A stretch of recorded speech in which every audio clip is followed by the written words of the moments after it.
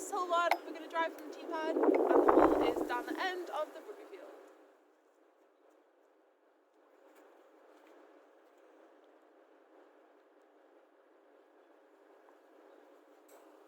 This is where my drive landed. It's unideal, but we're going to play it anyway. You walk up to your disc, find the spot, you can pivot out, and then you're going to throw towards the target.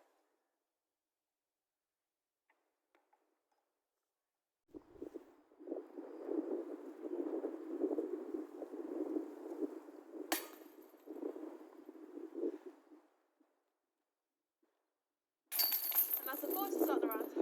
The next hole is rather long, it's a par 5 and it goes all the way down to the far end. So it's going to take quite a few shots to get down there.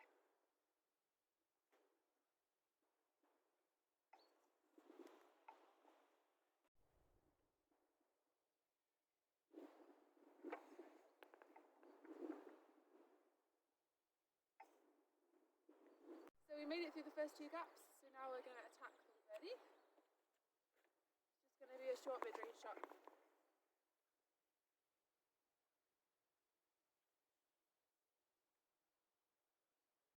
Use a little mini marker in front of where your disc landed.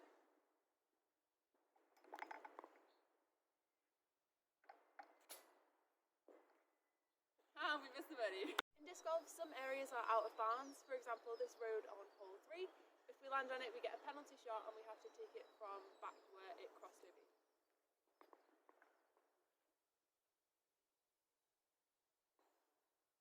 But today I had a lucky skip off the road, skip nicely into bounds, and I'm a couple of meters away from the basket. Easy! Hole 4 is another short one, just straight down through the trees, about 70 meters.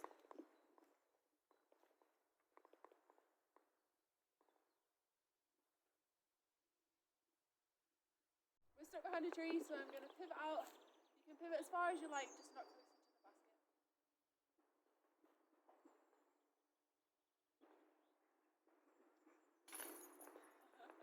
It's really useful to be able to throw forehand and backhand.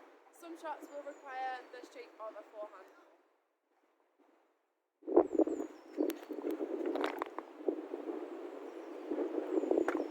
Today it's really wet, it's just handy to dry the disc off with a towel before you go and throw.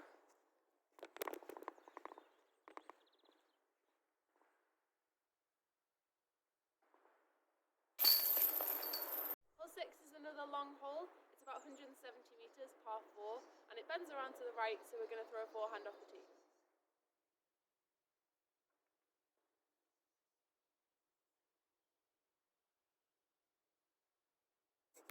When you put your bag down, remember to leave enough space so you can still have your run up to throw.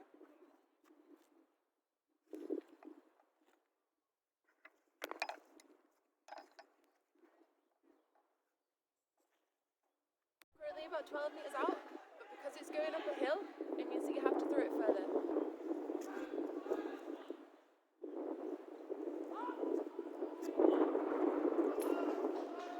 Hole 7, the first shot is just an approach to get out of the trees.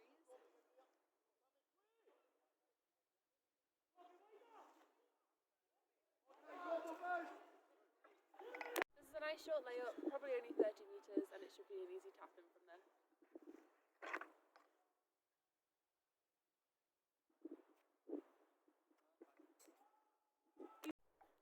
We're throwing on 8.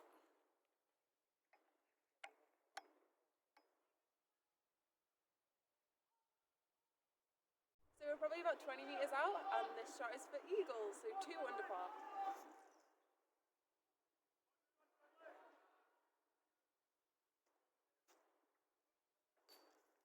So close. Hole 9 is about 80 meters. I've faced this hole twice, but today it's really windy, so we're going to play it safe.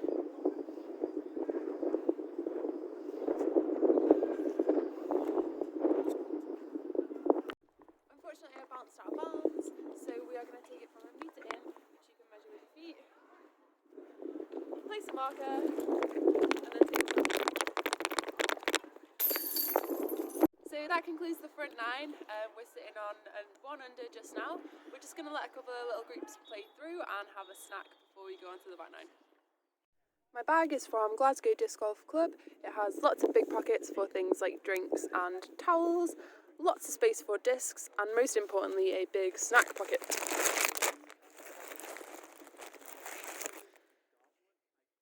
Lots of my favourite discs are from Discraft.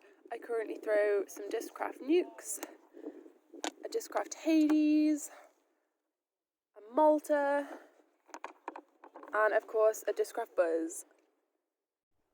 We are on to hole 10. It is another quite a long one, and it is par 4.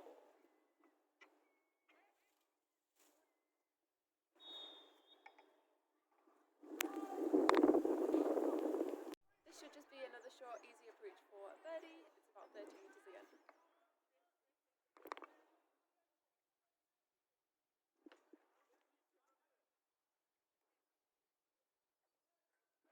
So this is where my layup landed. I'm about 4 or 5 metres out, and it should be an easy putt.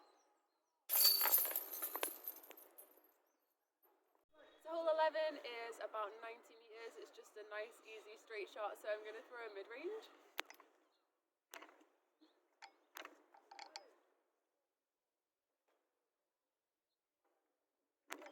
So I came up a tiny bit short with the mid-range, but it was a nice straight shot, so that's great. And we're just going to put it to the basket.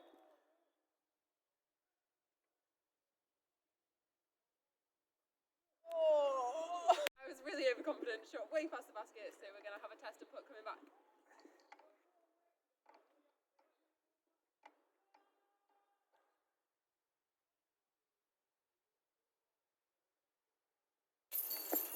Unfortunately, I missed the putt, so I've turned my birdie into a bogey.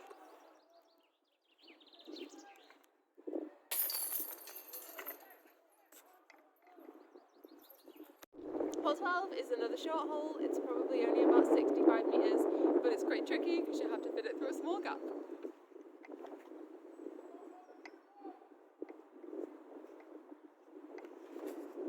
So you get a metre relief from any out of bounds areas, so I'm going to take it a metre in from this wall.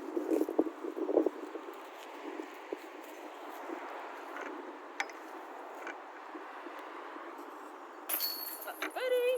Hole 13 faces a whole wall of trees, and you have to pick any kind of line you can through the trees.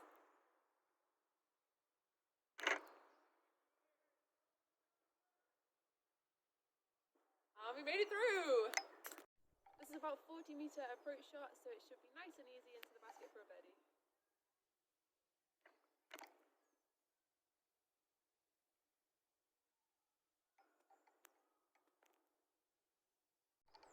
The value of being so accurate on your upshot is that you don't have to putt, which is very nice. You can just tap it in, and that's called parked. We are on hole 14. It's about 110 metres, and it is straight, well, diagonally across the rugby field.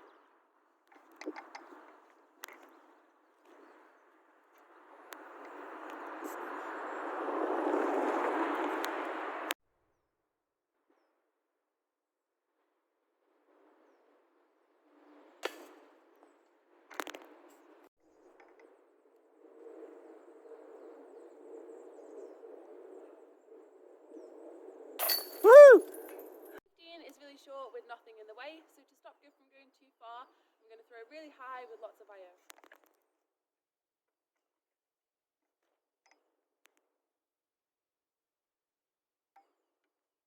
So the previous shot is called a spike hyzer. I scored an ace with that about 2 weeks ago, so that was nice.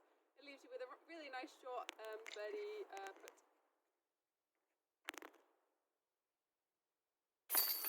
Hole 16 uses the same tee pad as hole 8, but it goes about double the length. This is the longest hole on the course.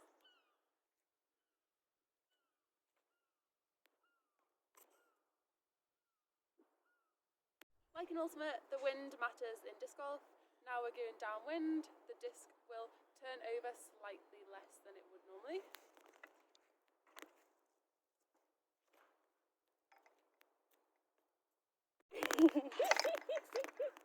The disc went in from maybe like 110 metres out, so that's an Albatross. I scored a 2 on a par 4. Par 5, oh my gosh, par 5.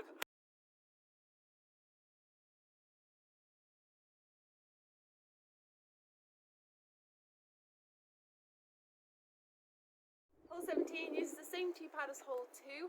It's a bit of a shorter hole this time. You can choose to either attack straight through the woods or out the gap on the right.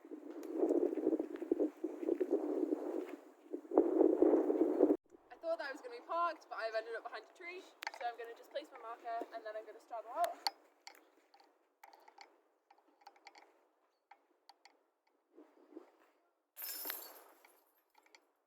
Now that it's clear, we can go and throw. It's another long hole and it's going downhill, so we're hoping for a big drive.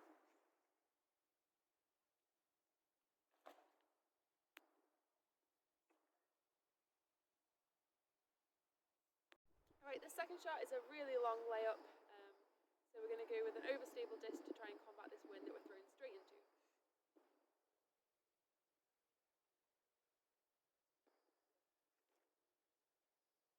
I'll talk a bit about disc stability later on, but throwing an overstable disc meant that it came in just left off the building, which is great, and now we've got a short, easy putt.